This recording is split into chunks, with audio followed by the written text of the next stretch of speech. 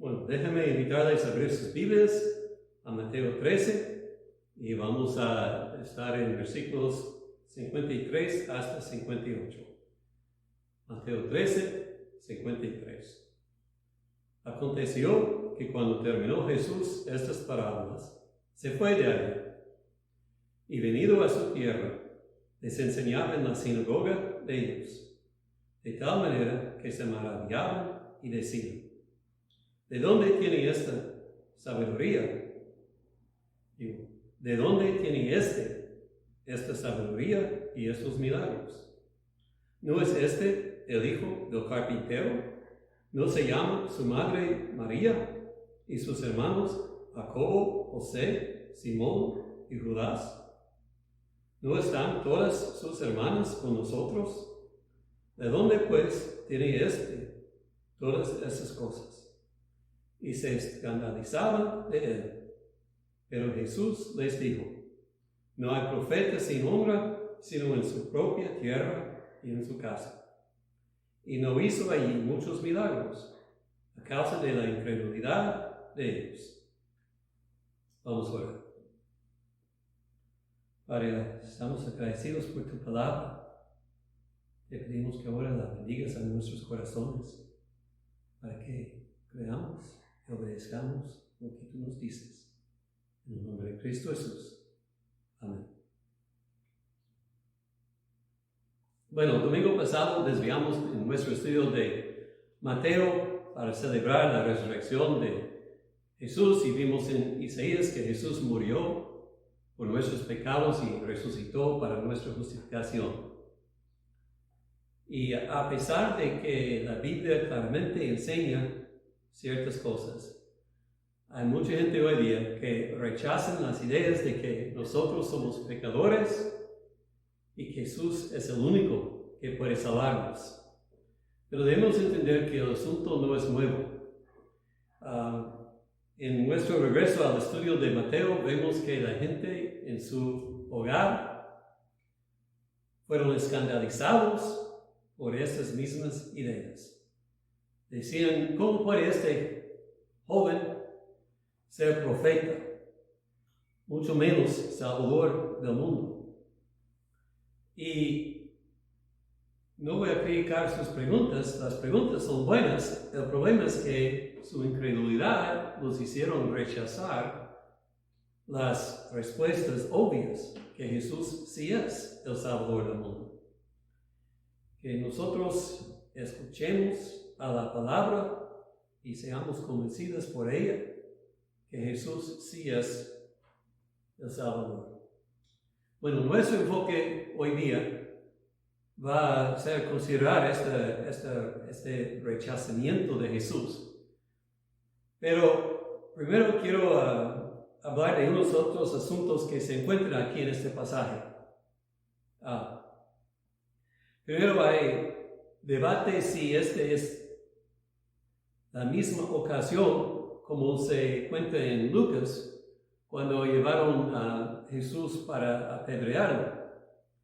Y en verdad los eruditos pueden debatir estas cosas, pero no me parece que podemos ser seguros, y en verdad no veo ninguna importancia a la pregunta.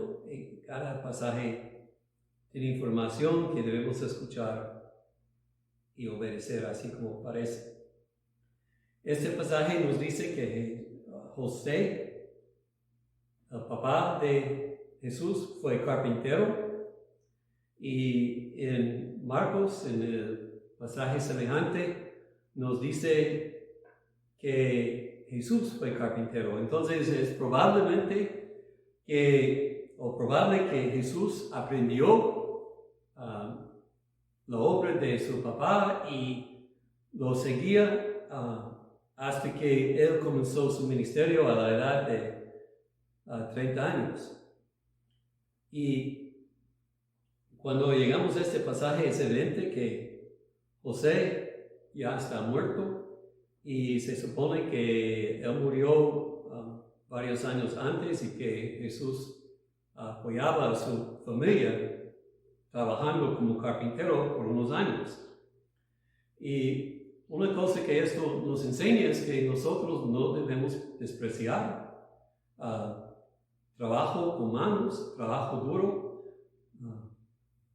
y no debemos usar nuestras llamadas en el futuro como una excusa para no trabajar o para evitar nuestras responsabilidades familiares.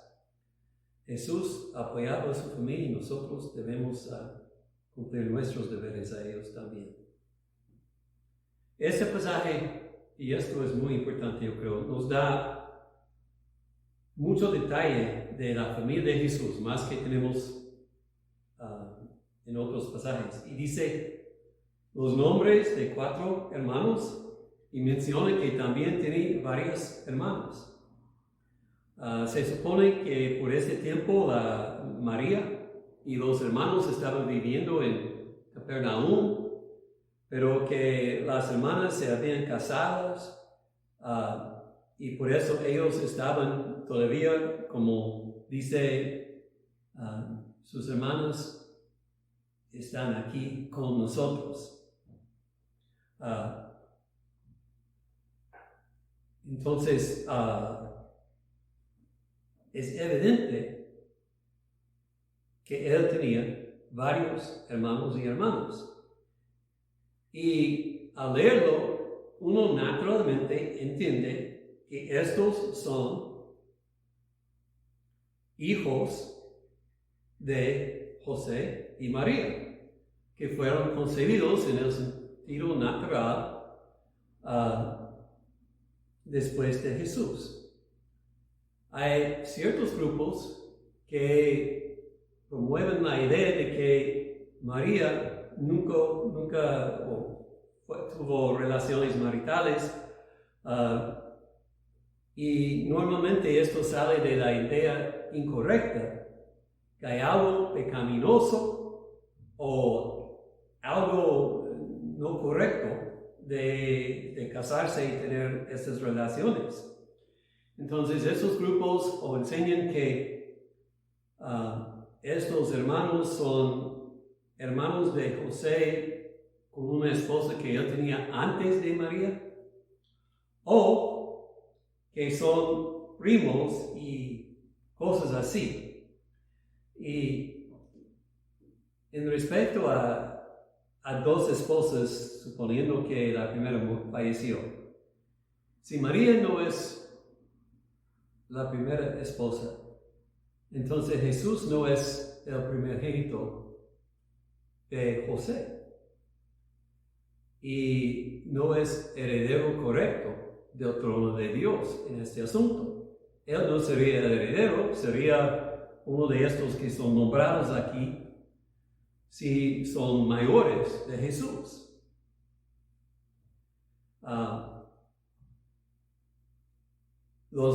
La idea de primos es aún peor. Se usan unos pasajes en el Antiguo Testamento decir que la palabra hermano a veces incluye gente más que los hermanos en la carne, o sea, primos y familiares así. Pero el contexto sugiere hermanos en la carne. Juan 7:5 dice, sus hermanos no creyeron en él. Y la regla de la interpretación es que debemos aceptar la interpretación más sencilla, más obvio, si no hay razón para cambiarlo. Y aquí la única razón gente tiene para cambiar la interpretación de hermanos siendo nacidos de José y María, es que no quieren admitir que María tenía relaciones con José. Y todo esto podemos ver, sale de la idea de que las relaciones entre esposo y esposa son inmundas. Y esto no es verdad. 1 Corintios 7 y Hebreos 13:4 rechazan la idea de que un hombre y una mujer que son casados están pecando. Y entonces debemos entender la significancia del nacimiento de Jesús de una virgen. Es en que Él es Hijo de Dios y el segundo Adán. O sea, es en Él la significancia del nacimiento de una virgen. No es para María, sino para Jesús. Ella no fue hecho inmundo por ser esposa de José, y debemos entender eso. Bueno, donde vamos ahora a progresar al pasaje indicado aquí. La cosa con el rechazamiento, y la cosa primero que veamos es que aunque la gente rechazaba a Jesús, reconocieron su sabiduría y su poder. Versículo 54 dice, ellos se maravillaban. Una traducción que leí dijo, fueron atónitos. No es que ellos dicen, no, este hombre está haciendo cosas que no cree o diciendo cosas que no cree. Esto es que los milagros son alguien engañando a la gente. No, ellos creían que Él era quien parecía. Cuando dicen, ¿de dónde salió esta sabiduría? ¿De dónde tienen esta sabiduría? Sugiere que ellos en sus mentes estaban conversando que su enseñanza fue sabia, que Él tenía entendimiento de la palabra de Dios que ellos no tenían y no habían visto antes. Cuando mencionan los milagros, manifiesta que no dudaban su capacidad espiritual o su poder para hacer cosas supernaturales.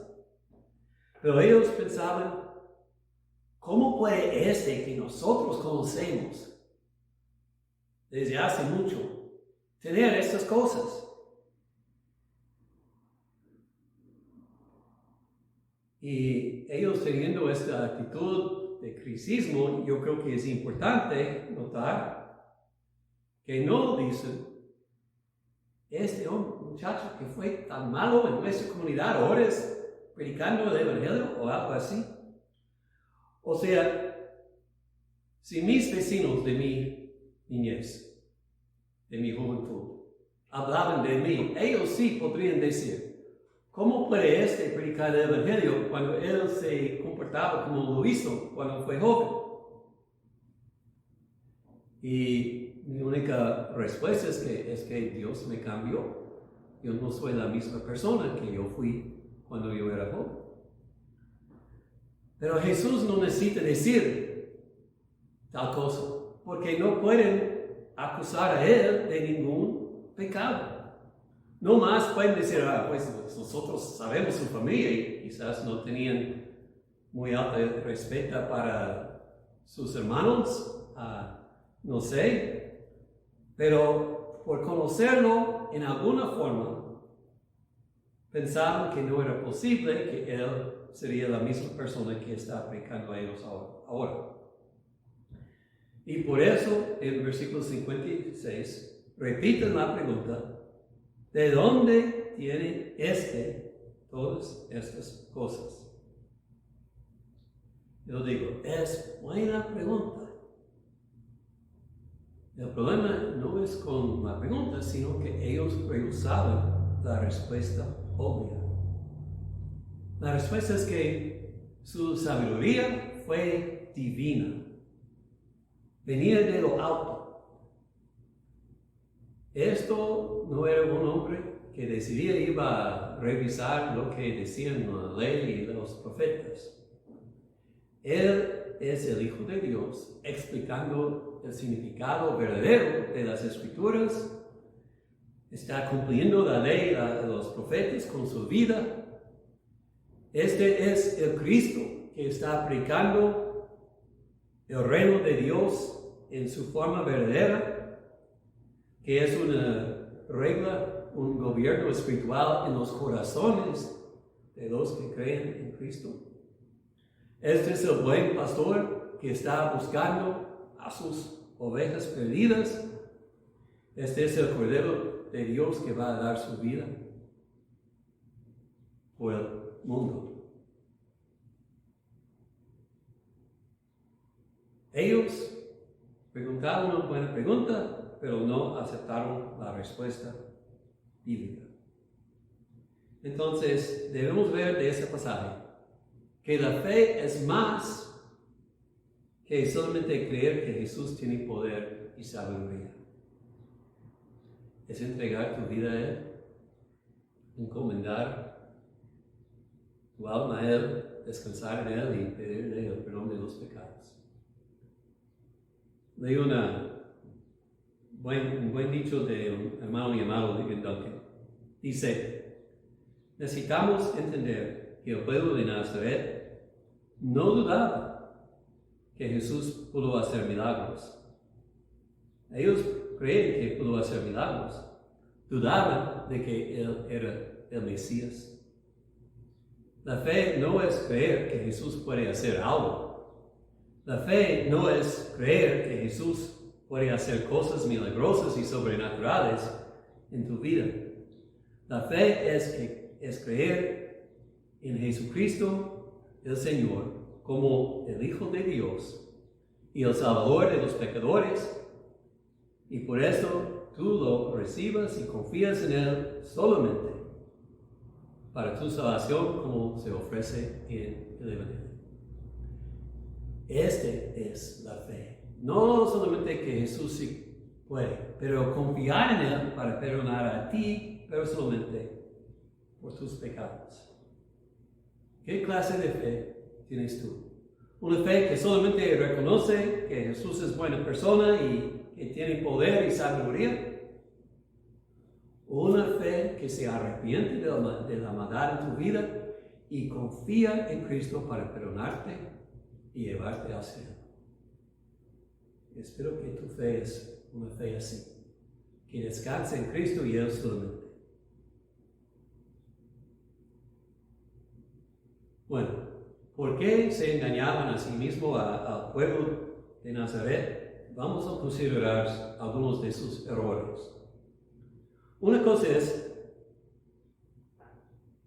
teniendo un conocimiento de Cristo, pensaban que lo conocieron en todo y por eso no buscaban aprender más. Decían, él, profeta, ¿cómo puede ser? Conocemos su familia y todo esto. Quiero decirles que hay muchos hoy día que también tienen una idea de quién es Cristo. Han oído algunas cosas de Él y piensan que lo conocen, pero en verdad nunca se han conocido a Él personalmente. Todo lo que saben es por rumor. Y cuando dices a alguna persona así, que necesita arrepentirse y confiar en Cristo, se ofenden porque estás sugiriendo que tienen pecados y rechazan esa idea. Si dices que necesitan ser nacidos de nuevo, dicen cosas como, pues yo soy nacido de nuevo porque me bauticé. O yo soy nacido de nuevo porque yo andaba al frente de la iglesia un día. Como la gente de Nazaret, sus ideas llegan a ser una pared que los protege de la verdad de que son pecadores que necesitan arrepentirse.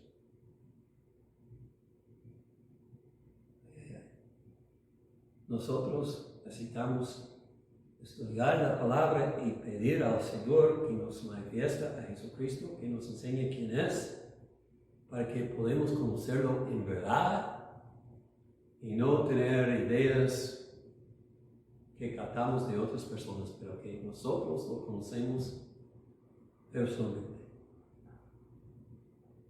Entonces ellos pensaron que esto fue suficiente, conocer a su familia y tener unas ideas de él. Otra cosa es que sentían insultados de que él estaba enseñando a ellos. O sea, fue su orgullo. ¿Cómo puede uno así enseñar a nosotros? Y por eso fueron escandalizados. Hay razón que Jesús nos dice que tenemos que venir a Él como niños. Tenemos que abandonar el orgullo y escuchar a lo que Él dice. Que somos pecadores y que nuestras astucias son como ropa inmunda y que necesitamos que Él nos limpie y salve. Y voy a decirles otra cosa. Dios muchas veces decide enseñarnos por medio de gente que nosotros despreciamos. Si no nos humillamos para aprender de tales personas, vayamos las bendiciones que Dios está listo a derramar sobre nosotros. El orgullo es un enemigo de nuestras almas. Necesitamos echarlo fuera, pedir al Señor siempre ayuda en rechazarlo. Debemos humillarnos y escuchar a cualquier mensajero que Él envía a nuestras vidas. ¿Y cómo sabemos que es mensajero? Pues estudiamos la Biblia para saber si lo que estamos oyendo es la verdad o no.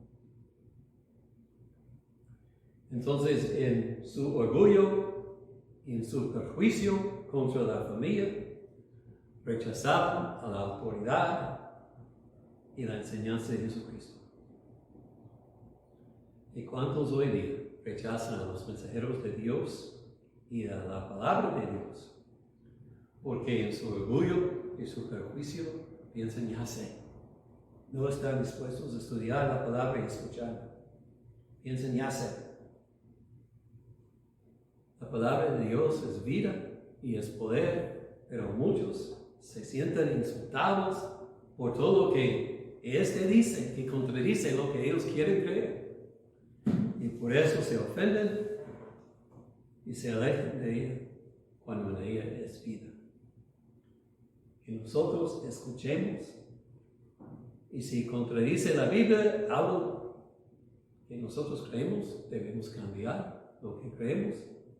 Si nos humilla, debemos ser humillados y debemos arrepentirnos de nuestro pecado, de nuestro orgullo. Jesús en Nazaret no hizo muchos milagros. No es que Él faltaba el poder, pero en el orgullo de ellos no quisieron venir a Él para recibir las bendiciones que Él les ofrecía. Juan Calvino escribió: nuestra propia incredulidad es el único impedimento que previene las bendiciones de Dios de abundar en nuestras vidas. ¿Cuántos hoy día podrían gozarse en el milagro de la salvación, pero el orgullo los previene de venir a Jesucristo? No quieren confesar que son pecadores. ¿Cuántos podrían recibir su ayuda, pero no quieren creer en una cruz? Bueno, vamos a aplicar eso. Unas cosas. Primero, esa es la razón que es tan difícil para nosotros testificar con eficacia a nuestra familia, a nuestros familiares y amigos. Como Jesús dijo, no hay profeta sin honra, sino en su propia tierra y en su casa. Nosotros no somos profetas, pero la idea es la misma, o el principal es el mismo. Cuando decimos, pues, tienes que creer en Jesucristo, ¿de dónde tienes estas ideas? ¿Por qué piensas que yo no? ¿Por qué piensas que tú eres mejor que yo? ¿Qué te da el derecho de decirnos estas cosas?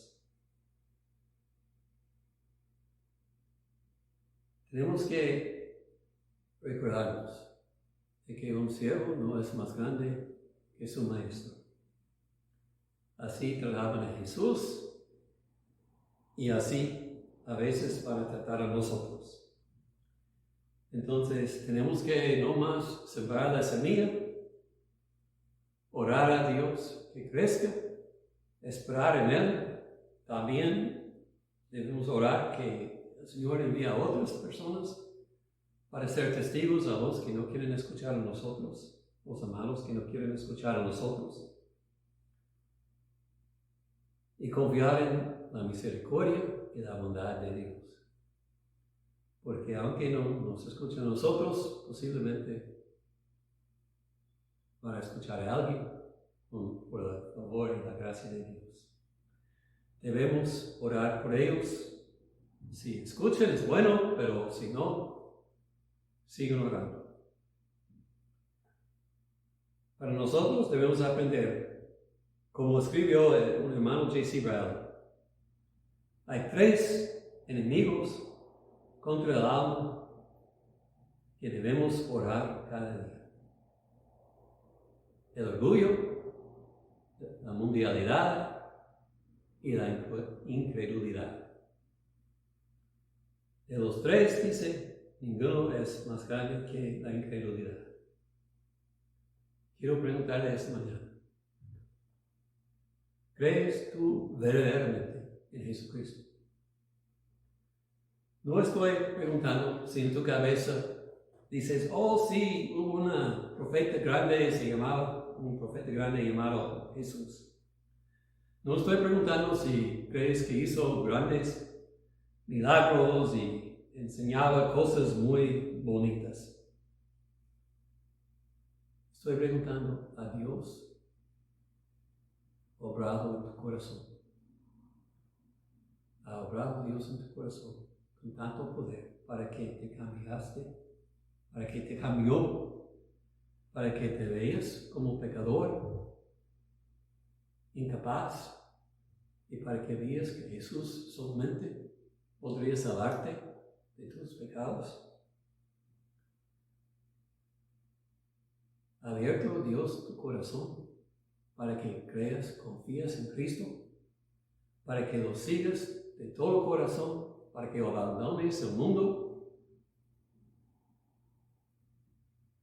Si no puedes decir que sí, entonces hoy día, venga. No estoy preguntando si crees que Él tiene poder. Él sí tiene poder. La pregunta es si el poder de Él te ha cambiado a ti. Si no, venga Él hoy día. Pídelo que te dé nuevo corazón, que te dé nueva vida en Cristo. Pídelo el perdón de los pecados. Y si no sientes que tú eres pecador, pídelo que te convences, porque la Biblia dice que sí, que todos nosotros hemos pecado y somos destituidos de la gracia del Señor.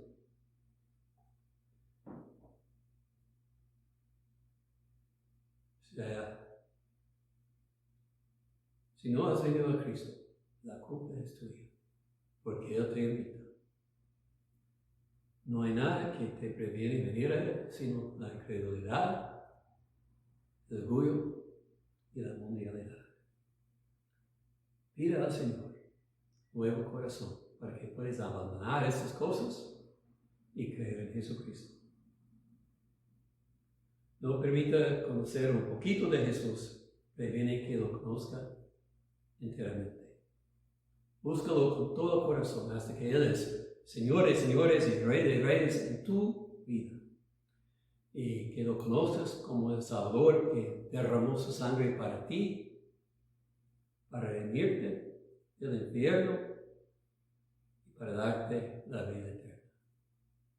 Él te invita venga a Él. Vamos a orar.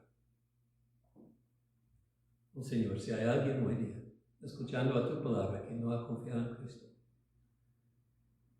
te pedimos que hoy día abra su corazón para que vea su necesidad. Que no tenga paz en su corazón hasta que encuentre el perdón y la vida eterna en Cristo Jesús.